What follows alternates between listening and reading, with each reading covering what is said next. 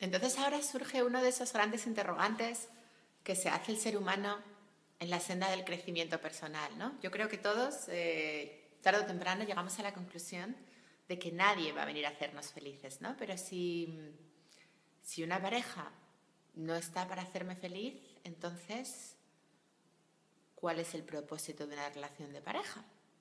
¿Para qué voy a estar en pareja? A mí me encanta cómo lo define Eckhart Tolle en su libro El poder de la hora. Me encanta esta frase que es suya, que dice que el propósito de la relación de pareja no es hacernos felices, sino hacernos conscientes. También me gusta mucho cómo lo define Marianne Williamson en Volver al amor, y habla de que el propósito de una relación de pareja es sanarnos. ¿Qué significa esto? Bueno, y todos los grandes maestros espirituales y todos los grandes del crecimiento personal coinciden en señalar que una pareja no está para hacernos felices, sino para hacernos crecer. ¿Pero qué significa esto de hacernos conscientes, hacernos crecer, sanarnos? Digamos que hay una parte de nosotros mismos que nosotros desconocemos, que es lo que se conoce en la psicología como el inconsciente o el subconsciente. Pero es una parte enorme acerca de nosotros mismos, ya que es el 93% de nuestra personalidad, solamente un 7% es el consciente, que de alguna manera está determinando nuestra vida, está dirigiendo nuestra vida, está definiendo nuestra vida. Y digamos que nuestra pareja es un espejo muy potente, es el espejo por excelencia, donde podemos ver todas nuestras creencias inconscientes acerca de nosotros mismos reflejadas fuera.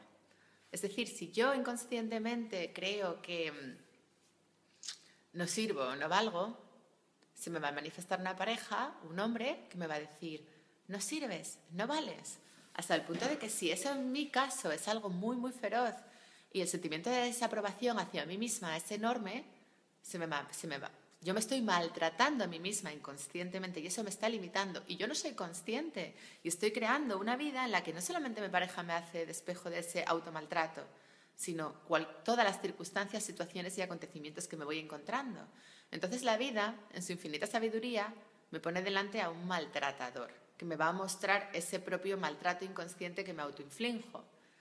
Claro, yo, ojo, esto lo digo con toda la sensibilidad del mundo y no quiero herir sensibilidades ni menospreciar el sufrimiento ajeno, pero simplemente cuando nos damos cuenta que nuestra pareja es el espejo de nuestras creencias inconscientes acerca de nosotros mismos, así como de las variables que necesitamos para crecer, es decir, que es un espejo muy sutil, porque también nos va a mostrar esas partes de nosotros no integradas. Por ejemplo, si yo soy una persona muy tímida, que no se atreve a mostrarse a los demás tal y como es, el universo probablemente me va a poner una pareja, o sea, me voy a enamorar de alguien que va a ser muy socialmente brillante, que se va a mostrar tal y como es, que se va a permitir ser quien es al 100% en el plano social, para que yo pueda evolucionar e integrar ese comportamiento. Pero a su vez yo a él también le voy a enseñar cosas, porque quizás yo soy tímida, pero tengo una enorme capacidad de introspección, de reflexión y de estar conmigo misma, y él se pierde en el mundo de lo social y no es capaz de estar solo y no se permite el estar consigo mismo. Entonces yo vengo a enseñarle a él a que potencie esa parte introspectiva, a que potencie esa parte de estar consigo, de sacar sus propios sentimientos, su propia emocionalidad, de no estar tan pendiente del foco externo, ¿no? Es un ejemplo, pero hay millones de ejemplos. De hecho, yo lo veo todos los días en las sesiones de coaching, cuando se acercan a mí parejas. Veo siempre la equivalencia y como siempre hay un aprendizaje encubierto para ambos miembros de la pareja. Y a veces me pregunta la gente, pero es que, ¿y si estoy equivocado? ¿Y si no es la persona perfecta?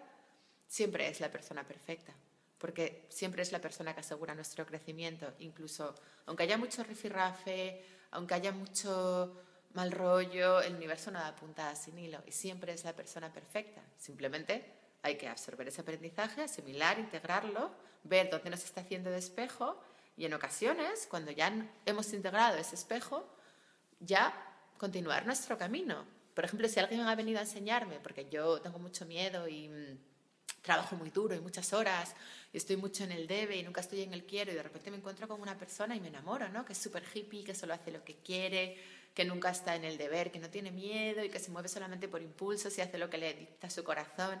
Entonces es como, wow, a mí me fascina, ¿no? Y me enamoro de esa persona que hace lo que quiere.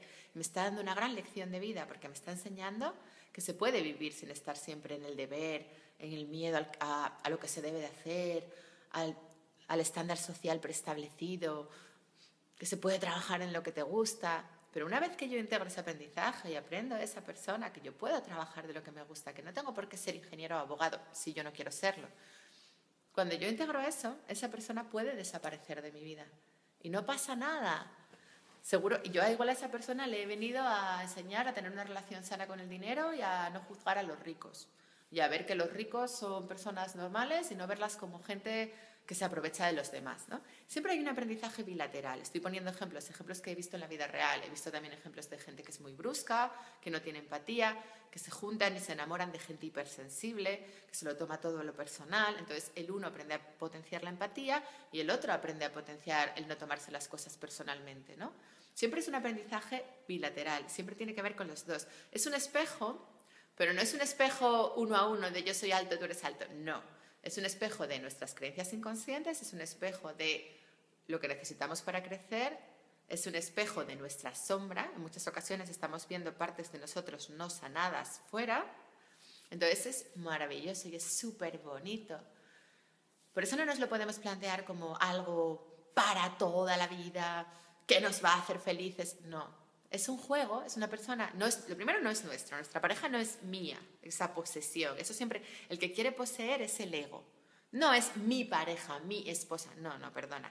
Es una persona que viene a compartir nuestra vida con nosotros y puede ser durante un tiempo, puede ser durante unas semanas, durante unos años, puede ser durante toda la vida también. Hay casos de relaciones para toda la vida, por supuesto. Pero tenemos que verlo como una oportunidad de aprendizaje, como una oportunidad de compartir, como una oportunidad de crecimiento. ¿Para qué? Para sanarnos, para hacernos conscientes, para ampliar nuestra conciencia, para que nuestra inconsciencia disminuya, para poder ver nuestras ideas acerca de nosotros mismos fuera, para poder vernos fuera. Una oportunidad de expansión. El amor siempre es una energía de expansión. No tenemos que verlo como la salvación o como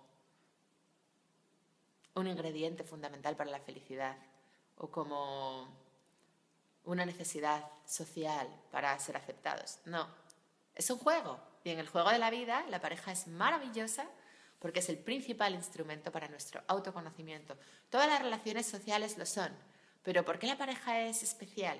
Porque es el espejo 24 horas non-stop del que no te puedes escapar.